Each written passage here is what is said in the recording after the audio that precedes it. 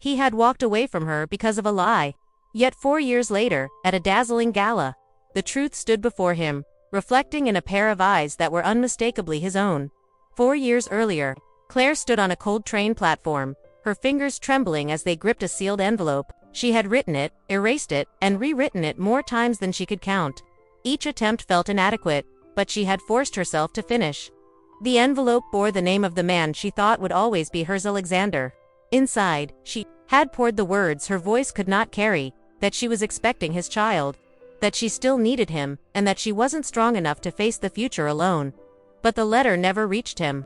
Just days before, Claire's entire world crumbled. A headline had blazed across every screen: Alexander was engaged to Jessica, a stunning blonde who claimed to be pregnant with his baby.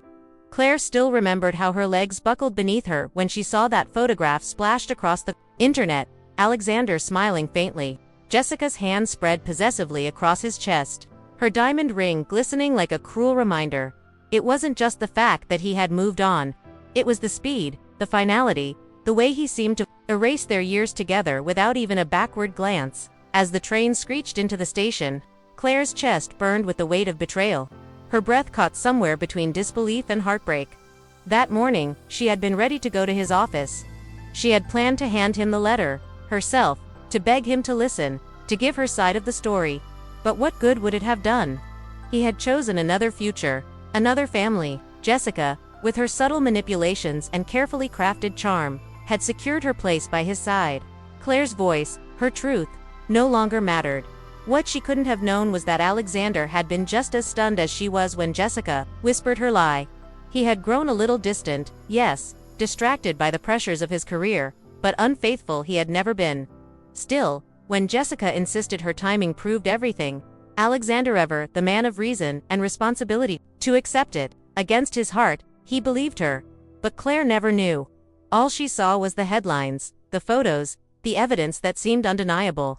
So she stepped onto the train that morning, leaving the city, leaving him, and leaving behind the life she thought she was meant to have. She didn't turn back once. The weeks that followed blurred into quiet devastation. Claire rented a small apartment on the edge of town, far away from the streets that carried too many memories. She threw herself into freelance graphic design work, taking whatever clients she could find. Nights bled into mornings as she sketched, coded, and revised, sometimes just to earn enough for rent and prenatal vitamins. Then came the appointment that changed everything. Sitting in the dim room, Claire's breath caught when the grainy image appeared on the ultrasound screen. Not one heartbeat but two. Two tiny flickers of life. Twins. Her chest tightened with an ache so sharp it was almost unbearable. She hadn't expected this, hadn't planned for it, and for a moment fear threatened to drown her. But then something inside her shifted. If Alexander wasn't going to be there, then she would shoulder it all. She would be enough. She had to be, and she vowed, silently and fiercely, that he would never see her break. From that day on, Claire never spoke his name again, not to friends, not to family. When her parents asked about him, she simply said they had ended things and quickly changed the subject.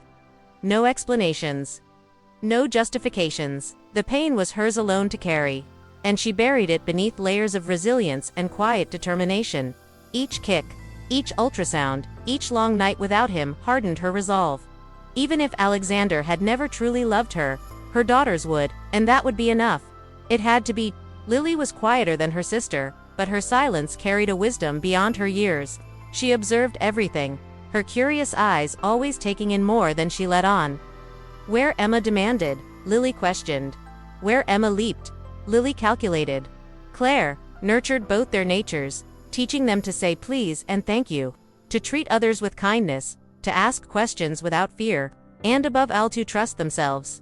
They did not often ask about their father. When they did, Claire always chose her words with care. Never bitterness, never anger, only truth softened with love. He isn't with us, but you are loved more than you can imagine, she would tell them, and it wasn't a lie. Still, buried deep in her heart, a quiet longing lingered. Not for Alexander, not anymore, but for justice, for clarity, for the truth to finally come to light. She had never wished harm on anyone, never craved revenge. Yet she couldn't shake the feeling that someday, somehow, the story would come full circle. Secrets had a way of surfacing, and Claire had no secrets left to hide.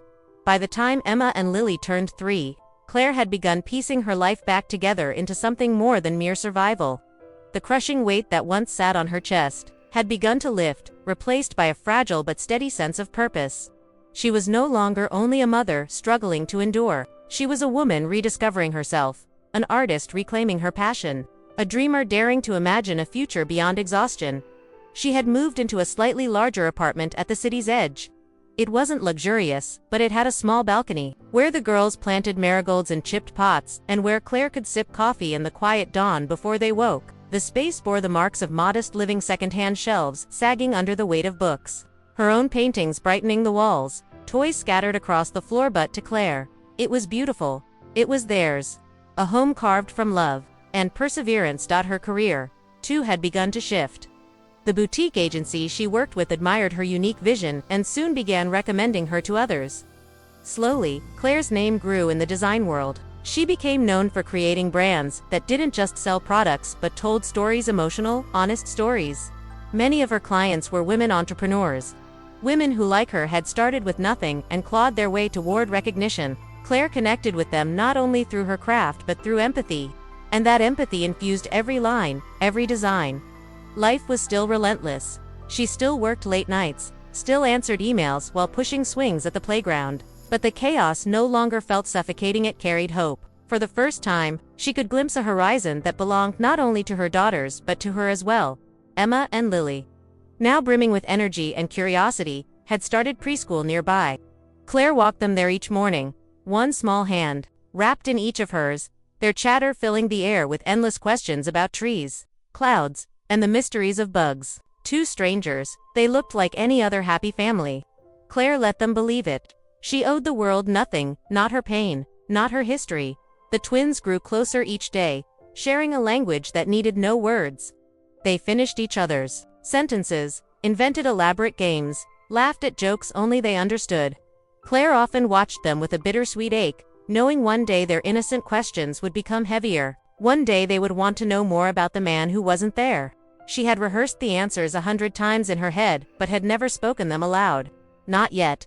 The truth was a weight she had learned to carry alone. Still, the past had a way of slipping through the cracks. One afternoon, while cleaning files on her computer, she stumbled across an old photograph, her and Alexander at a lake, carefree, laughing, his arm draped around her shoulders. For a moment, the breath caught in her throat, not from longing, but from recognition. What they had shared had been real. That knowledge made his absence, his silence, all the more painful. She closed the photo quickly, unwilling to delete it, but unwilling to look again. What Claire could not know was that Alexander's world, so polished on the surface, was unraveling behind closed doors. His company thrived, his reputation gleamed, his public persona was untarnished. But at home, the foundation was crumbling. His marriage to Jessica had always been more spectacle than substance, but now it was cold, hollow, and tense. Jessica had everything money could provide, yet nothing that mattered. She lived with the constant, gnawing fear that Alexander had never truly been hers. She saw the distance in his eyes, the distraction, the regret he could never quite disguise. Claire, oblivious to the fractures in his life, poured herself into hers. She built her world from rituals that mattered: pancakes on Sunday mornings, library trips in the afternoon, bedtime stories whispered beneath a single blanket. Her life wasn't glamorous, but it was whole. Every giggle, every crayon drawing, taped to the fridge, every whispered "I love you," Mommy reminded her she had chosen right. Even if no one else ever knew what she had given up, her daughters knew, and that was enough. At least, it had to be. The charity gala had not been on Claire's calendar. She had no desire for glittering rooms filled with strangers in designer gowns, but a close friend from the agency insisted she come, promising it would be a valuable chance to meet clients and showcase her work. Reluctantly, Claire agreed. She borrowed a simple but elegant black dress from a friend, kissed her daughters' foreheads goodnight, and left them in the care of her trusted neighbor. The venue was breathtaking: polished marble floors, glittering chandeliers, and a sea of people more interested in photo opportunities than in the cause they claimed to support. Claire entered with little expectation, bracing herself for hours of polite smiles, shallow conversations, and champagne she didn't want. She told herself she could endure it if it meant a new opportunity for her career. What she never expected Was the ghost of her past to walk through those same doors? Alexander arrived late, as he often did when duty called him to events he despised. He was tired of the endless cycle of shaking hands with men who wanted his wealth and smiling at women who wanted his name. Jessica had, of course, insisted they attend. But tonight, she was unusually quiet, her attention fixed on the glowing screen of her phone, her face tight with some private distraction. And in that room, among the glitter and the noise, two worlds that had been separated for 4 long years were about to collide. Alexander barely registered Jessica's distracted silence that night. His own mind had been elsewhere for weeks, plagued by ghosts of the past. A stranger's perfume lingering in a hallway, a laugh overheard in a cafe, a sketch in a magazine. That mirrored Claire's style. Each small moment tugged at a memory he had tried to bury. Then her name surfaced unexpectedly in conversation. A colleague mentioned hiring a brilliant designer for a startup. At first, the name slipped past him, unnoticed. But when he opened the portfolio, his chest constricted. The colors, the emotion, the precision, it was her. It had to be her. And then, at the gala, fate delivered no subtle hints only a collision. Claire stood near a display of her donated artwork, sipping sparkling water, keeping to herself. She sensed footsteps approaching and turned, ready with a polite smile. The glass in her hand nearly slipped. He was there, taller, broader, his features sharpened by time and responsibility, his presence colder, but his eyes, those piercing blue eyes, had not changed, and they were fixed on her. Neither spoke. For a suspended moment, the crowded ballroom fell away, leaving only the two of them in a silence heavy with disbelief. Claire's pulse thundered, but her face remained calm. She refused to let him see how violently his presence unsettled her. But then his gaze shifted past her shoulder, and everything shattered. Emma and Lily, unexpectedly brought by Claire's friend for a surprise visit, came racing toward her in matching pastel sweaters, laughter ringing clear above the music. "Mommy," they cried, throwing themselves into her arms. Claire bent down instinctively, enveloping them in her embrace.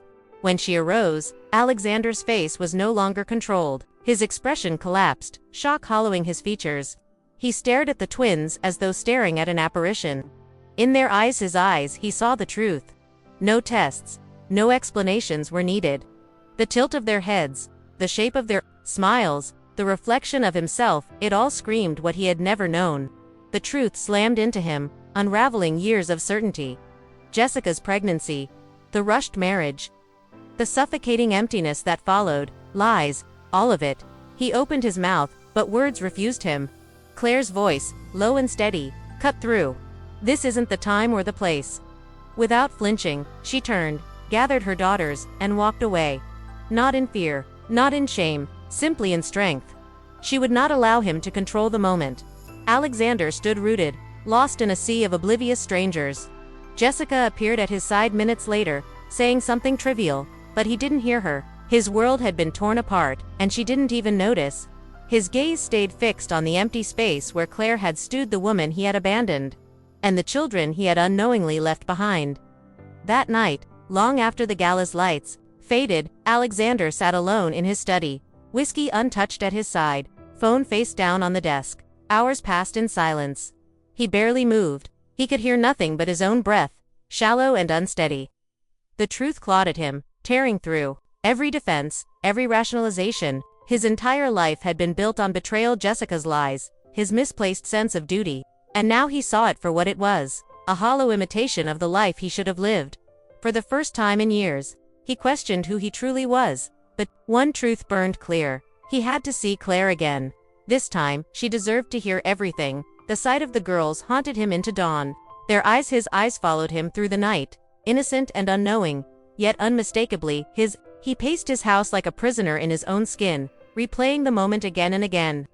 By morning, resolve settled heavily in his chest. He needed to know. He needed to face her. Finding her was easier than he expected, as though the knowledge had always been waiting at the edges of his memory. And so he stood on her doorstep in the pale morning light, his hand hesitating before he finally knocked. The door opened, and there she was, Claire, her hair slightly undone, her clothes simple, her gaze steady and unyielding. She did not startle, did not ask why he was there. She looked at him as though she had anticipated this moment for years. He struggled to form words, his throat dry. When his voice came, it was raw. "Is it true?" Claire didn't answer immediately. The silence stretched, heavy, almost unbearable. Then she nodded, neither bitter nor triumphantly, with quiet acceptance. "I wanted to tell you," she said softly, "but you were already gone." The words struck him like blows.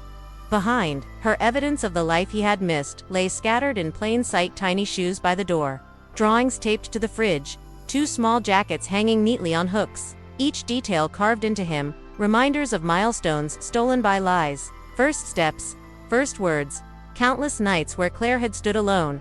His chest ached with grief, not rage. He turned and left, unable to stay in the warmth of the home he had been denied, unable to breathe under the weight of what he had lost.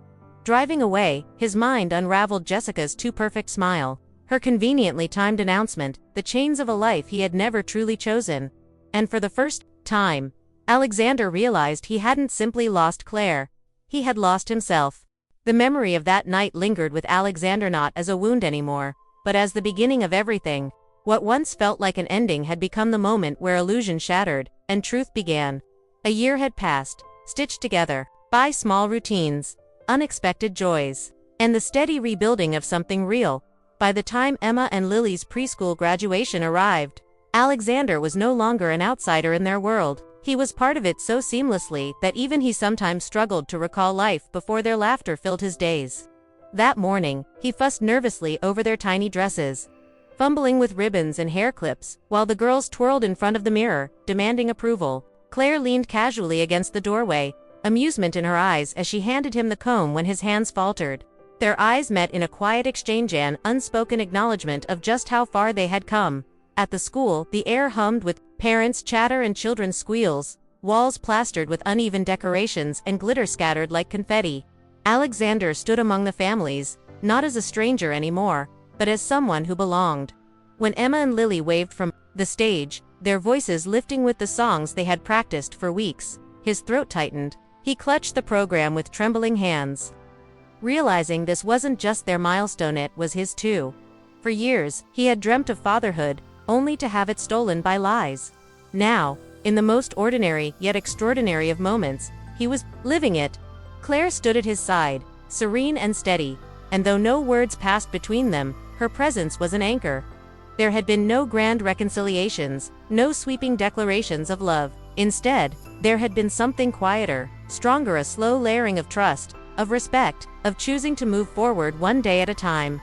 When the ceremony ended, Alexander held both girls' hands as they skipped down the steps, their little diplomas clutched proudly. Sunlight bathed them in gold, their laughter ringing out as they tugged him and Claire toward the celebrating crowd.